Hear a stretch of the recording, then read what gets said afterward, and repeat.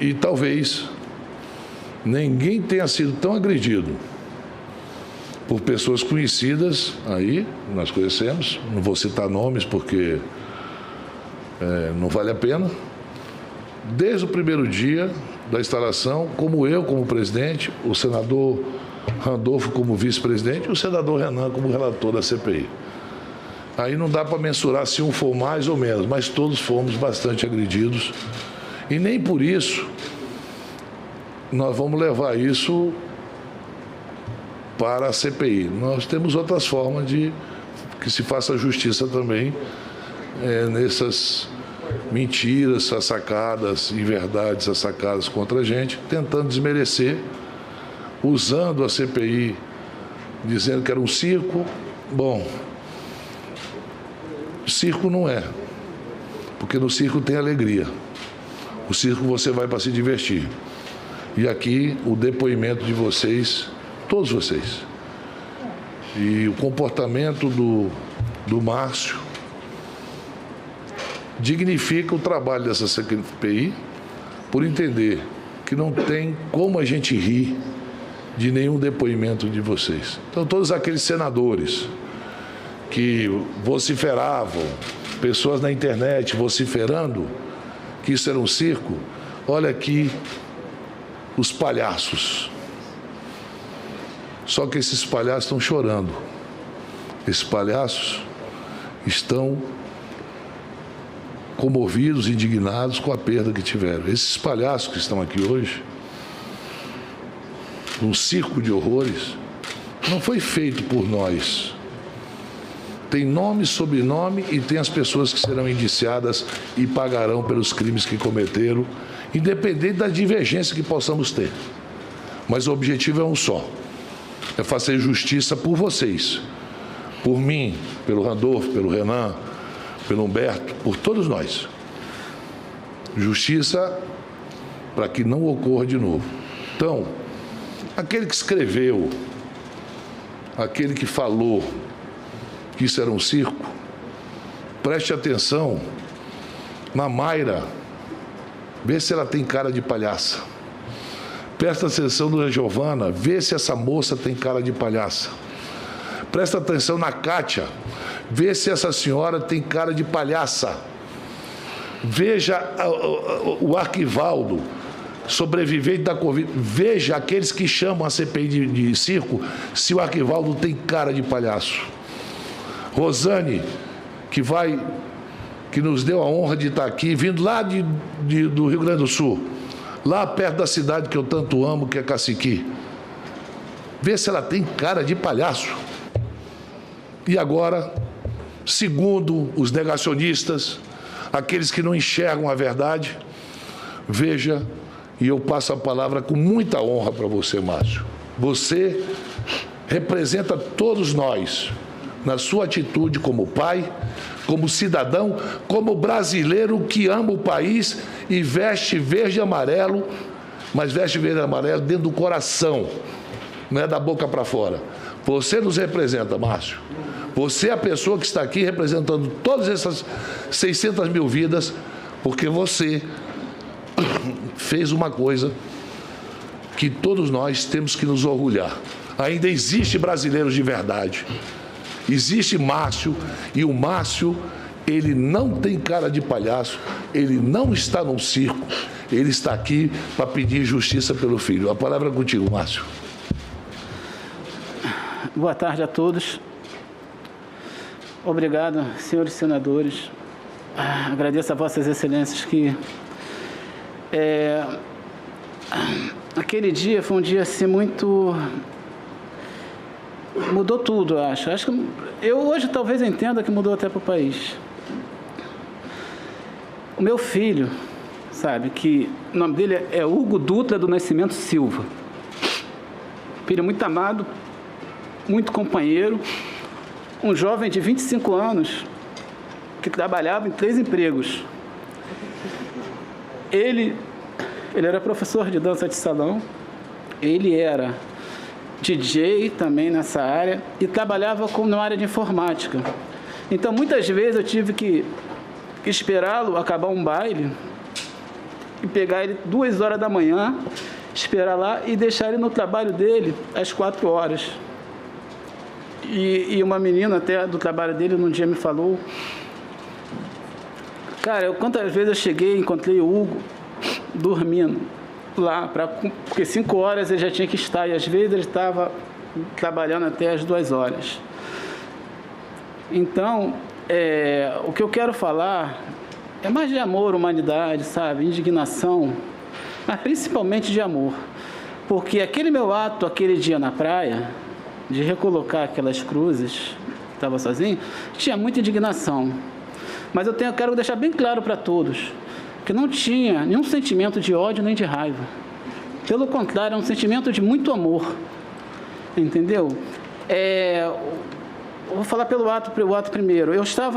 Aquele dia eu não participava do ato. Eu estava saindo da Covid, estava muito fraco, e o médico falou, Márcio, vai na praia tomar um pouco de vitamina D, porque para você se recuperar um pouco. E eu não tinha até nem tanta força para ir, porque minha esposa tinha que me levar, me ajudar. Aí resolvi ir com ela, fomos. Quando eu vi o ato da ONG Rio de Paz, eu vi de longe, e eu vi umas cruzes, eu me lembrei, caramba, já completamos 100 mil vítimas. Quando eu vi o ato, eu fiquei um pouco consternado, assim, caramba, lembrei a coisa do meu filho.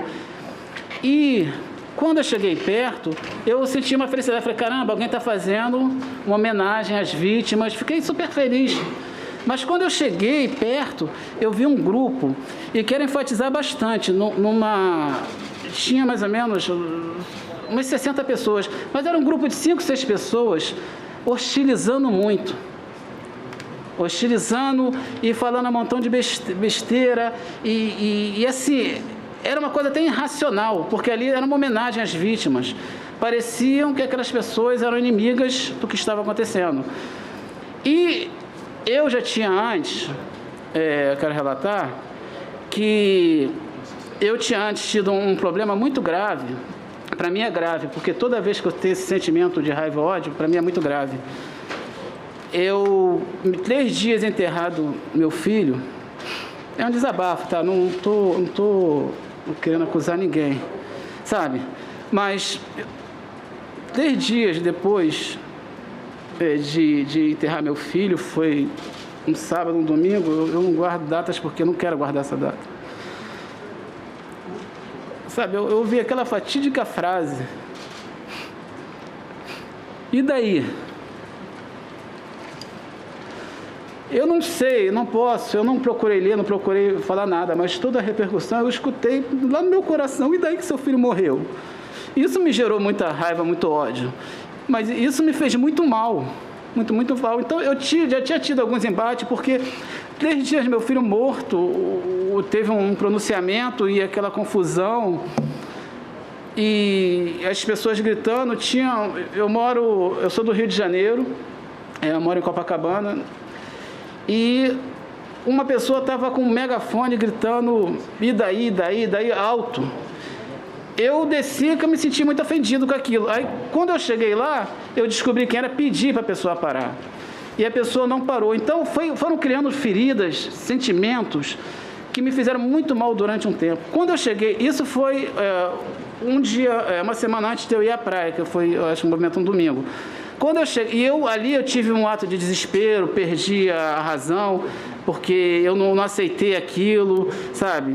E fui contido pelas pessoas da rua, mas eu estava com muito sentimento, era muita dor, sabe? Era muita dor, era muita tristeza. Não dava, eu falei pro cara, meu filho morreu, cara, você vai ficar gritando e daí? O cara grita, mito, eu aceito isso, eu aceito a diversidade, eu aceito qualquer coisa, sabe? Eu não estou aqui para coisar, mas, gritar e daí? Entendeu? Então, eu realmente, aquele dia, eu me desesperei e refleti durante a semana. E, por acaso, foi Deus que fez eu andar na praia naquele dia. E quando eu vi aquele ato dele, quando eu não entendi, o cara começou a derrubar as cruzes, eu ainda pensei, e a minha esposa estava do meu lado, ela estava preocupada, porque a gente sabe da questão também da violência, da truculência dessas pessoas. Eu sou uma pessoa simples, eu sou uma pessoa, sabe, eu não faço mal a ninguém. Quando eu vi aquela cena, Eu fiquei pensando, não estou acreditando que eu estou vendo. Não estou acreditando, isso aí é muito irracional, muita maluquice.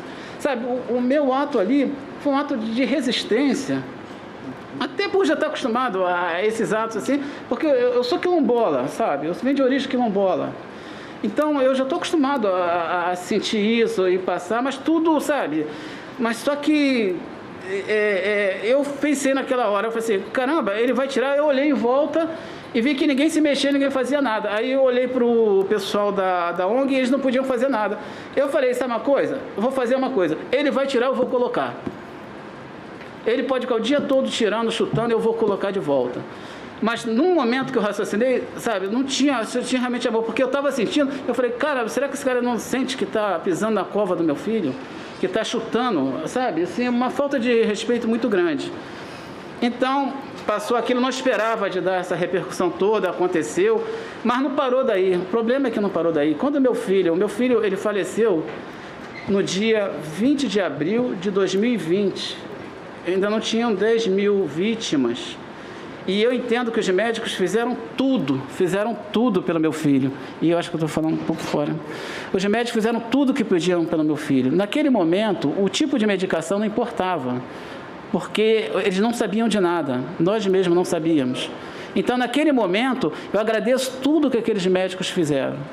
Hoje eu não aceito que continuem, sabe, com essa maluquice. Não vou falar maluquice, porque isso não é maluquice. A gente, falando maluquice, a gente está colaborando, sabe, como uma desculpa. É irracionalidade, eu só posso pensar assim. E o meu filho, Hugo, ele começou a passar mal numa sexta-feira, ele teve um resfriado. Foi em março de 2020, final de março. E ele falou, pai, eu estou gripado. E a pandemia está bem no começo, não tínhamos nenhuma informação.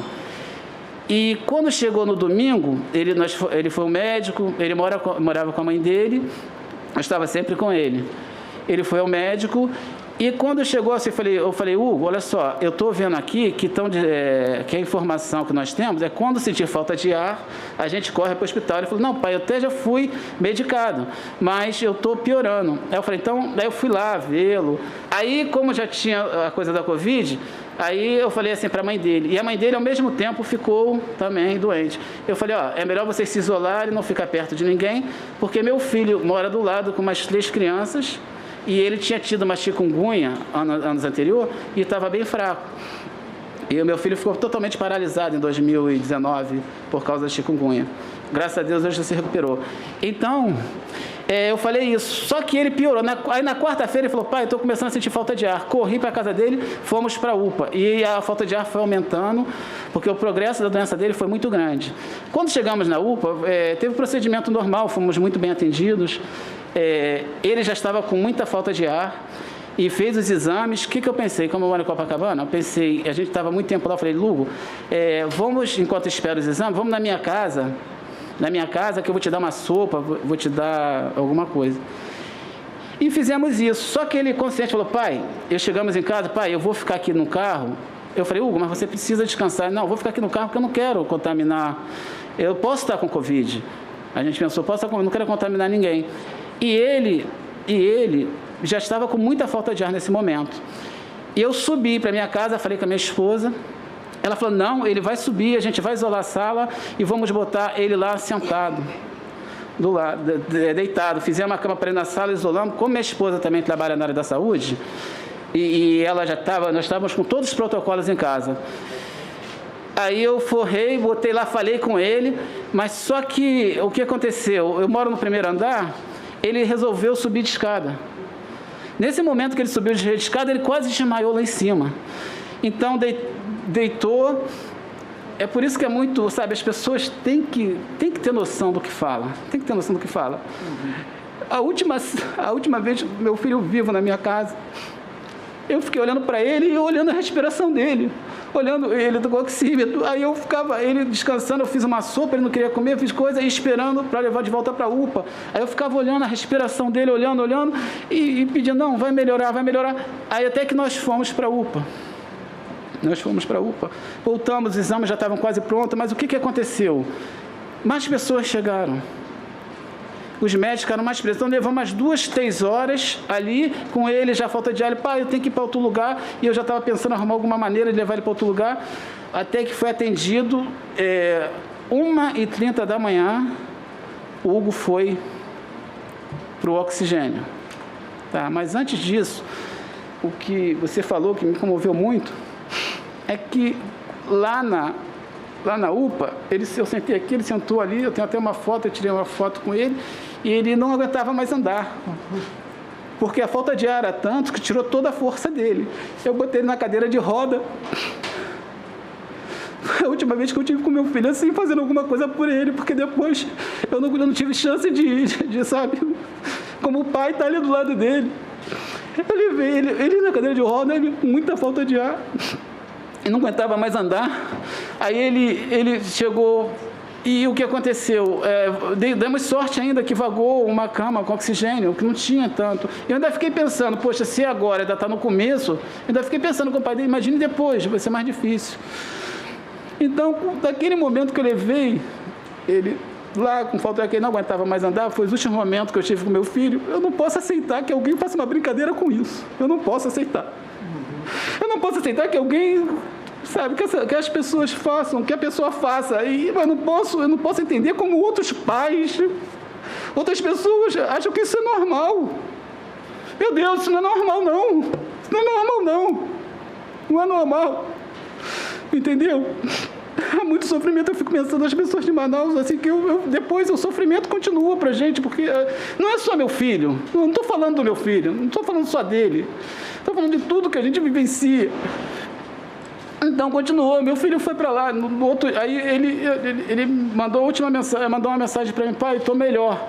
No outro dia ele mandou uma mensagem: pai, me tira daqui, eu estou muito mal, pai. Aí eu falei para minha esposa: não, tem que ir lá, tirar ele de lá, fazer alguma coisa. Ela falou: não, ele está na sala vermelha, você não vai conseguir.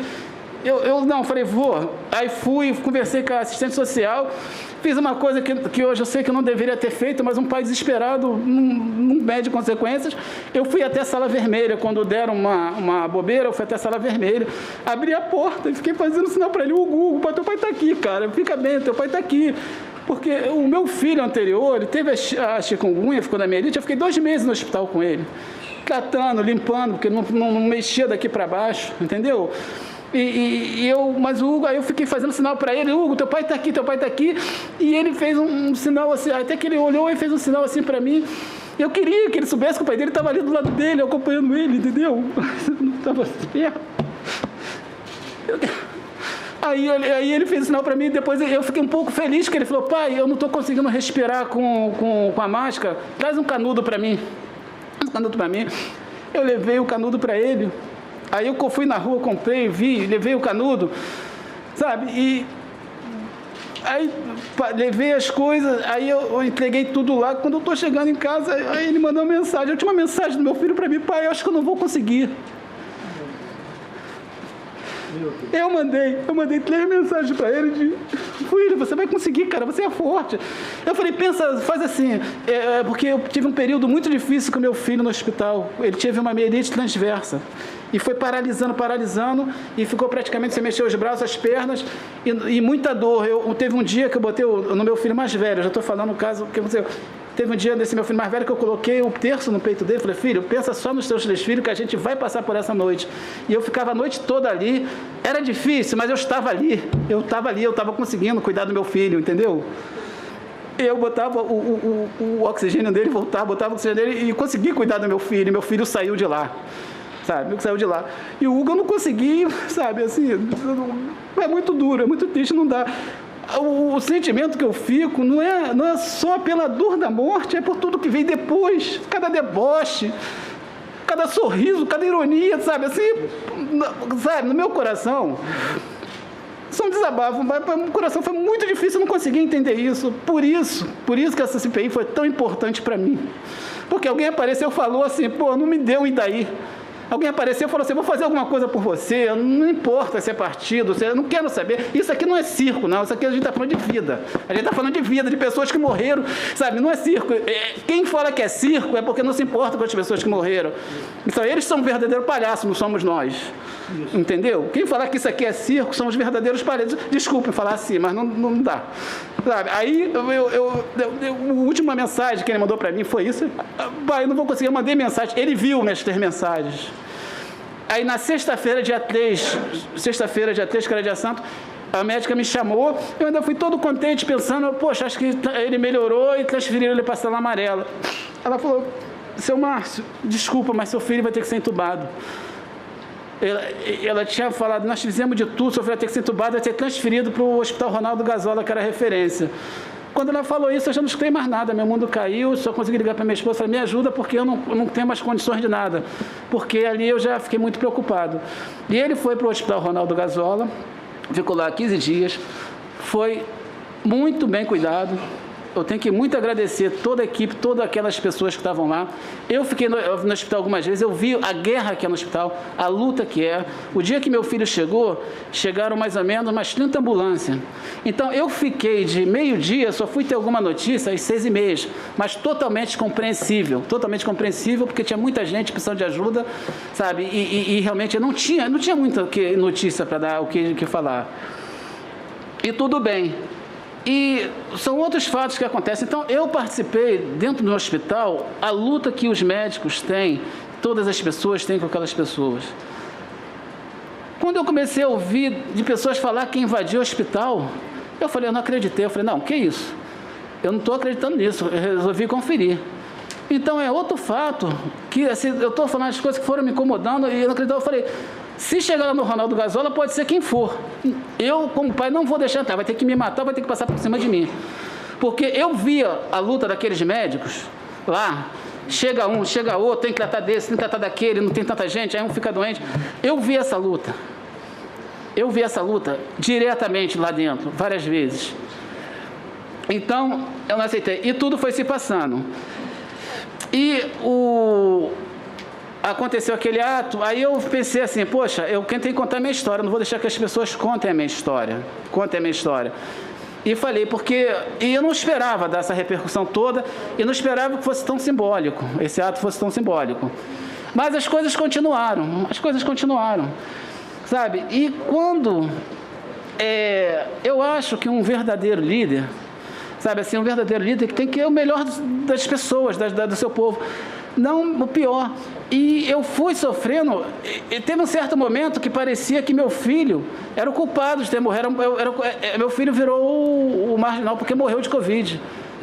Eu virei, sabe, alguma coisa ruim. E naquele dia da praia, eles começaram a me agredir, não pelas palavras, porque me chamaram de comunista, de petista, de não sei o quê, tal. E eu nem sabia o que... sinceramente, eu nunca estudei o comunismo a fundo para saber o que é comunismo, não é isso. Mas o que... nem eles sabem, o problema é esse. Mas é o que acontece. Mas a ação de ofender, apenas por ofender, e quando descobriram que era apenas um pai que estava triste por causa do seu filho, foi um constrangimento geral, porque quando eu saí já não tinha mais nenhum deles. Entendeu?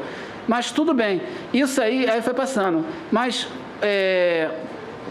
depois, o que me fez assim também ficar muito feliz com a CPI foi essa questão de... Eu me senti aliviado, como a minha companheira Kátia aqui falou, me senti aliviado que tinha as instituições fazendo alguma coisa para a gente, porque não dá para entender. Um pai que perdeu um filho, um cidadão comum, sabe, certas atitudes, não tem como entender. Eu quero entender. Eu acompanho a CPI, eu trabalho na parte da manhã, aí vou para casa almoçar, acompanho bastante. Depois, quando às vezes não trabalho na parte da tarde, acompanho bastante. Vejo um trabalho interessante. E eu concordo com foi a minha amiga Rosane que falou. Não sei se foi ela que falou, mas... As vidas salvas, que isso, sabe? Eu acho que aqui... Como o senador falou, nós não estamos querendo assim, vingança, eu não quero nada disso. Eu, sinceramente, eu quero entender o que se passa na cabeça desses seres humanos, sabe, irracionais, porque eu quero entender isso, porque pessoas que me conheciam, amigos, que eu pensava que eram amigos, né, que conheceram o meu filho desde que nasceu, com atitudes totalmente irracionais. Sabe, o que eu daria, meu Deus, na minha vida? O que eu daria eu daria a minha vida para meu filho ter chance de ter se vacinado. Não tinha perspectiva de vacina ainda. Sabe, não tinha ainda máscara. Aí outra reclamação que eu faço, porque até hoje eu não recebi do Ministério da Saúde uma informação correta. Sabe, eu tive que ter as minhas informações através da imprensa, através de pessoas. Meu Deus, que isso? O Ministério da Saúde, eu não sei, sabe, assim, não me deram informação. Eles tinham que me dizer, você tem que usar máscara, você tem que se vacinar. Não é esse o protocolo, não é isso que a ciência manda? Por que eles não falam? Entendeu? Agora, outro caso também muito, assim, que dói muito. Sabe, eu tenho que falar, não dá para ver um ministro da Saúde, desculpe, Vossa Excelência, mas não dá para ver dando um risinho de deboche. Sabe, não dá de deboche, que nós perdemos. Eu perdi um filho, não só um filho, mas minha irmã morreu no mesmo dia que sua mãe. Minha irmã morreu no mesmo dia que a mãe dela, dia 26 de abril de 2021. Um ano depois, meu filho não tinha se vacinado ainda, tendo vacinas. E a gente descobre que as vacinas não chegaram, a importância da CPI. Sabe, não chegaram por causa disso. Mas talvez a maior importância que eu vejo da CPI é a vida que foram salvas depois que começou. Por isso que eu não vejo isso aqui como uma palhaçada. Porque tiveram que fazer alguma coisa, tiveram que agir, entendeu? Então, não só, sabe, assim, como eu disse, Cátia, eu quero sair daqui só para curtir meu luto, meu Deus do céu, mas eu precisava desse desabafo. Eu quero sair daqui só para curtir meu luto. Não dá para entender. Eu quero que alguém me faça entender. Não é o fato de não usar máscara. Por que lutar contra a máscara que salva vidas? Por quê? Eu quero entender. Por quê? Por que lutar contra a máscara? Por que lutar contra a vacina? Eu daria tudo para ter, sabe, porque meu filho tivesse tido essa chance. Ele não era um número. Sabe, ele era uma pessoa, era um menino maravilhoso, como outros. Eu não quero que ninguém se coloque no meu lugar, porque é muito triste, é muito duro, eu não quero isso. Eu só quero que essas pessoas, sabe, que com esses atos irracionais, pensem, não sabe, que esse garoto aqui não tem culpa de nada, não. Nem eu, como pai dele, temos culpa de nada, não. Tá? Eu daria tudo para que ele tivesse sido vacinado, eu daria tudo para que a gente tivesse o protocolo, eu daria tudo para ter orientação, sabe? Eu daria tudo para ter orientação. E nós não tivemos. Então, eu como pai, como pessoa, não é questão.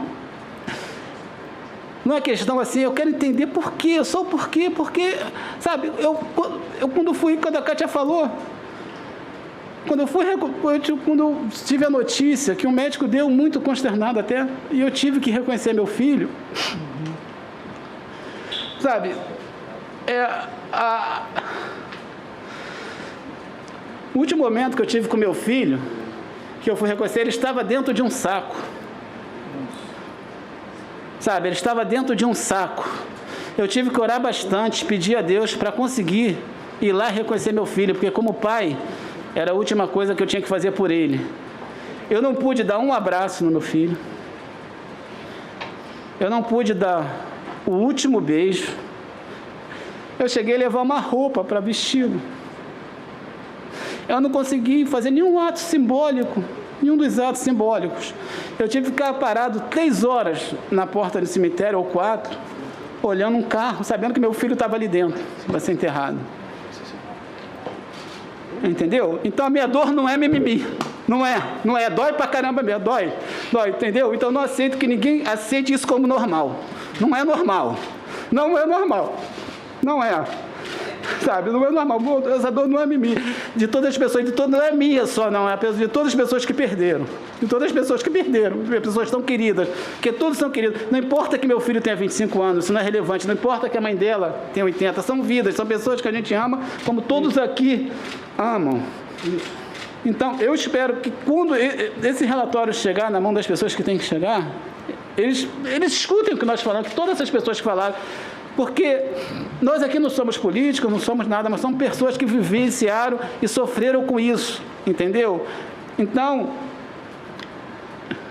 eu teria vontade, mas, sabe, é meio difícil, Eu acho que nós merecíamos um pedido de desculpa. Nós merecemos um pedido de desculpa da maior autoridade do país. Isso. Entendeu? Porque não é questão política, se é de um partido, se é de outro. Nós estamos falando de vidas, de pessoas. Cada depoimento aqui, eu acho que cada depoimento, um sentiu o depoimento do outro e acrescentou o que o outro tinha para falar. Entendeu? Então, a nossa dor não é mimimi, nós não somos palhaços, entendeu? É real, sabe? A minha irmã poderia estar vacinada.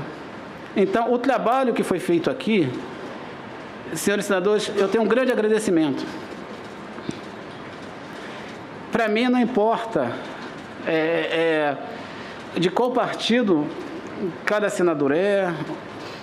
Isso, para mim, não tem importância. O que importância é que, como o senador Omar Aziz diz, o Hugo não volta mais, mas eu tenho o Tiago, eu tenho o Lucas, eu tenho 4 netinhos, que, inclusive, eu fiquei quase mais de um ano sem poder chegar perto deles. Entendeu? Então, eu estou aqui, sabe? Claro que por ele e por outras pessoas que gostariam de ter chance de falar tudo isso e não tinham, sabe? Agora eu quero deixar bem claro, o meu sentimento não é um sentimento de raiva nem ódio, porque é esse sentimento que eu combato. As últimas palavras que meu filho deixou para mim foi essa aqui, ó. Amor e paz. Quando eu tive esse sentimento, eu vi as palavras que ele deixou para mim, eu falei, não é isso que eu estou combatendo. E a gente combate realmente o ódio com amor. E eu não quero, sinceramente, eu não quero um país que dê arma para os meus filhos, para os meus netos. Excelente. Não quero. Eu quero um país que dê livros de educação, sabe? Eu quero que os senhores que nos representam, né? Aqui é a nossa casa e a gente tem que entender que aqui é a nossa casa, que a gente tem que confiar no trabalho de vocês, que a gente tem que fiscalizar, sabe? Que a gente tem que cobrar, mas também tem que elogiar, sabe? Colocaram, às vezes, muito tempo que na minha cabeça que política não servia para nada. Mentira, serve para tudo. A nossa vida é uma política. Porque aqui está a causa, mas a consequência chega lá nas 6 horas, 7 horas que meu filho levou para ter um respirador. Tá? A causa está aqui. Então, eu tenho um grande agradecimento sobre todo esse trabalho. Talvez eu tenha esquecido algumas coisas, mas eu acho que o relato principal é da dor que nós sentimos em relação a isso. Sabe, eu aceito com muito bom grado qualquer erro humano. Mas eu não aceito que seja desumano para errar. Muito obrigado. Valeu, Caboclo.